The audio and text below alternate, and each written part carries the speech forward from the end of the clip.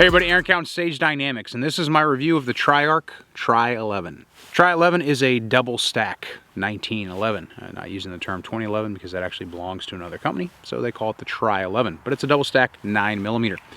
It comes with 3 magazines, and it is a government length gun, which I actually do prefer. I like the full length rail, the full length accessory rail, so that's got something working for it. And of course, it is optics ready. Now, they do not have, as far as I can tell, their own proprietary optic mounting system. This is the Triarc system, which is for 1911/2011/ this type of gun mounting. So it's an aftermarket part that you can get and have basically a footprint milled for it, and you can install it and go from there. And it also includes night sights, which if you're going to put a red dot on a handgun and include night sights, that's kind of like putting a hat on a hat.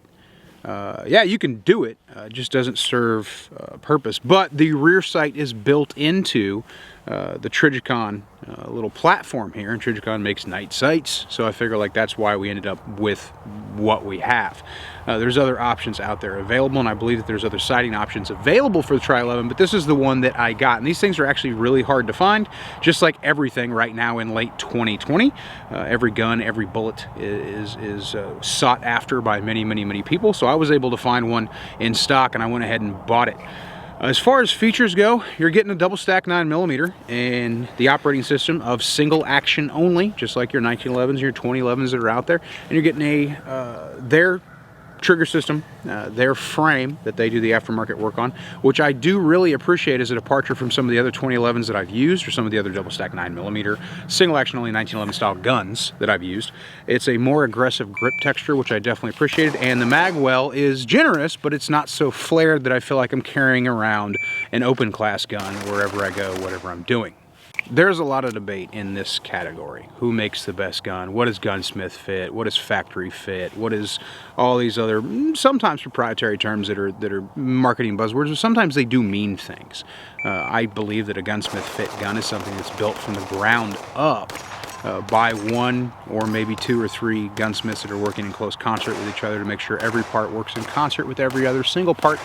Basically a symphony done live, whereas a factory fit is making sure that this part and that part work well together, and maybe do some final finishing or final fit testing if necessary, but the same level of attention is not paid to the gun. Now, where does the Tri-11 fall into that category? I would consider this to be a better factory fit. That's not a bad thing. However, if you're familiar with the 1911/2011 platform, you'll know that there are some particular issues that develop when you buy X part and mix it with Y part from 2 different manufacturers. So there does have to be some final attention put into the gun. So most people who are being realistic with themselves would not consider a 1911 or a 2011 to be a hard use gun unless it was purpose built for that. You're not going to be able to get a long uninterrupted round count out of the gun without some type of servicing having to take place. Doesn't mean it can't be a good carry gun, but a lot of your lower sub $1,000 guns are not going to be able to go 1,000, 1,500, 2,000 rounds without serious cleaning and potentially replacement or breakage of parts. The cheaper the 1911 is, the more frequently it's going to be, well, upgraded with aftermarket parts, because the parts that came with it keep breaking. So in my 2,000 round review process of the Tri-11, I wanted to see where this gun fell as far as quality and long-term performance would be. My review process is pretty straightforward, at least for the purposes of the first video. 2,000 rounds. Very first thing I'm going to do once I get the gun zeroed, in this case I mounted a Triarc RM09 for my red dot, because these days I don't do handguns without red dots unless there's some particular reason for it. But I was going to be using this Triarc for the review process. Very first thing I'm going to do once I got the optic on the gun and I got the gun zeroed is the 500 round burn down. Purpose of the 500 round burn down is 500 rounds as quickly as possible through the gun to see if that accelerated rate of fire will identify any issues that I wouldn't otherwise notice with the same round count over a much longer period of time. So we're just accelerating the cycle of fire for the purposes to see if that generated heat and all the other things that are taking place at a much higher rate for a shorter period of time cause any issues. So here's your burn down.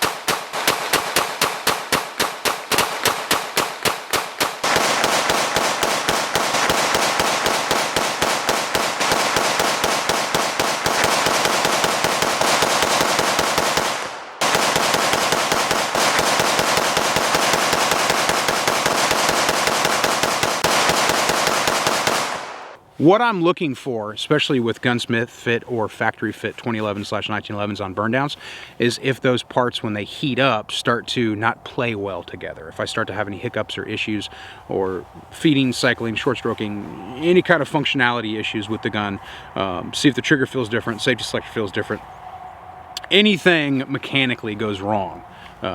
Because these are generally more of a craftsman style gun, they don't do well when you just throw a bunch of parts together. Happy to report that after the 500 burn down, didn't have any issues during those 500 rounds, and the gun continued to function as I would expect it to function. After that, I just worked the gun into my normal practice. This is filmed in late 2020, so I'm getting in a lot of low light time, the best time of the year to do it. But I'm also still visiting the range and doing a lot of handgun specific stuff. As far as a red dot on a 2011, I think it's great. I think it's awesome that Triarc offers one, because you can go super deep on the 2011 or the 1911 style slide compared to some of the other guns that are out there. You're able to get so much deeper in there to give you a much lower sitting optic. And even though that's the case, some people still use a very tall plate for some reason. And I know for a fact that you can get an RMR specifically deep enough into the slide of a 2011 or 1911 to allow you to use traditional sight heights as your backup sights and be able to look through the window, quote unquote, co-witness. Not the case with this gun. It's a very deep footprint, but the plate takes up a good deal of it, which I don't really care for. I'd like to see them refine and refinish that plate, but it doesn't mean it's not usable. Throughout the review process, I found that the magwell, the safety selector, everything was functioning as I would like to. Specifically on the magwell is making just ease of reloads, but like I said, it's not so overwhelmingly large that I feel like I'm carrying an open glass gun. Safety selector, because I am primarily a left-handed handgun shooter, the ambi selectors are usually an afterthought in my experience on 1911s, and I have owned quite a few 1911s in my life. And usually the 1911 selector or safety for a left-handed shooter is more of an afterthought, so sweeping it is a little more complicated than sweeping it with a traditional for a traditional right-handed shooter. I've had a couple guns in the past where you could literally feel active resistance in the sweep because of the way the internals worked, because it was just added onto the post. When taking that same gun and putting it in my right hand, I wouldn't have that same issue sweeping the safety on and off. I'm happy to report with the Tri-11 that's not an issue, and I think any gun that would be considered for a duty gun that has an active safety should have an ambi safety. There's just no way around that. If you're going to carry a gun for duty purposes, the safety needs to be on both sides. The reason for that being, you might have to shoot with your other hand, and you might have to sweep the safety off before you do it. The overall weight of the gun lends itself very well to that recoil management. You're not going to get the considerable muzzle rise you would see from a comparable size gun that weighed half as much. That being said, it does take a particular feel and appreciation to get used to firing a heavier gun with a straight pull, lighter travel trigger. I will say that I do like the trigger on this gun a lot. I wouldn't necessarily consider it for duty purposes. I feel like just for me, I don't feel like I'm gaining a lot between a 4.5 and a 3.5 pound trigger. So I would just prefer to have the 4.5 pound trigger.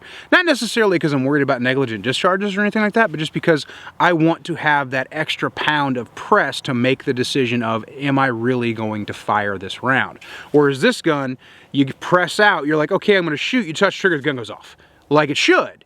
However, I would like that extra pound of maybe in my trigger press. That's something that I do appreciate and I do prefer in carry guns and duty guns, is a slightly heavier trigger. Now that being said, if you're taking this thing to the range and you're smoking steel with it, you're gonna be able to run this gun really, really quick, and you can make adjustments to the trigger to your preferences. Because this is a red dot gun, and because someone might want to carry it for duty or concealed carry purposes, we need to make sure that the red dot mounting system is solid. I chose the RMR to use on this particular gun for the review because I have more time on RMRs for durability purposes than any other pistol optic that's out there. This is a Type 2 RM09, the 1MOA, which is my personal favorite dot size. And I'm gonna go ahead and do my normal drop test that I would do on an optic or anything else, which is one drop test every 500 rounds. Now, verification for purposes of this, I chose the RMR because if there is a shift in zero, it probably wouldn't be the RMR. If there was going to be a shift in zero, I would definitely validate that to make sure it wasn't the optic. But there's a much lower likelihood that if I had a shift and zero during the drop test that it would be the RMR. So I dropped the gun every 500 rounds for a total of 4 drop tests for the purposes of this video. Here's a 5-round group I shot at 25 yards before the first drop test. This is also a testament to the gun's overall inherent accuracy, 25. Now this is bench supported. It's not ransom rest, but it is a supported position, firing 5 rounds of 124 grain gold dot.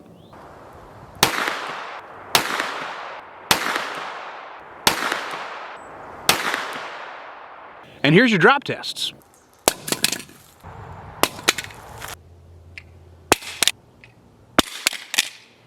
And here's a 5-round group fired, same ammo, 124 grain gold dot at 25 yards after the 4th drop test.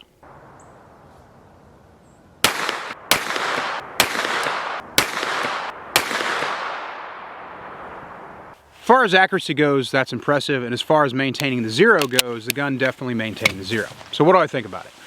Accuracy's great. I feel like they could have gone a different route with the barrel. They went with more of a government profile barrel, even though it does have a recessed target crown, which people are definitely going to appreciate, especially me, because I drop guns on purpose to test optics, and I don't want to burr that the barrel, or I should say the bullet exit area, to cause issues down the road. A bull barrel or something similar profile would have been, I think, a little bit more advantageous overall. That doesn't mean that the gun's not going to maintain accuracy, because as you can see, the gun shoots very, very well, but for what I'm paying for it, I would have liked to have seen, well, a little less form and a little bit more function when it came to just the barrel itself. I would have liked to have seen a bull barrel, but again, it all comes down to preference and what you want. Overall, the gun is very aesthetically pleasing, and you can run it hard, and it performs very well under, well, running it hard. I usually get through a 2,000 round review process very quickly as I can. I try to do it in 2, maybe 3 range visits. So I've done some where I literally just, you know, broke it up between 2 visits, 1,000 round one day, 1,000 round the next day. So I try to get through the Tri-11 review as quickly as possible, just to kind of keep that life cycle, or I should say that accelerated rate of fire, going for the 2,000 rounds. Use the gun in varied conditions, daytime, cold, hot.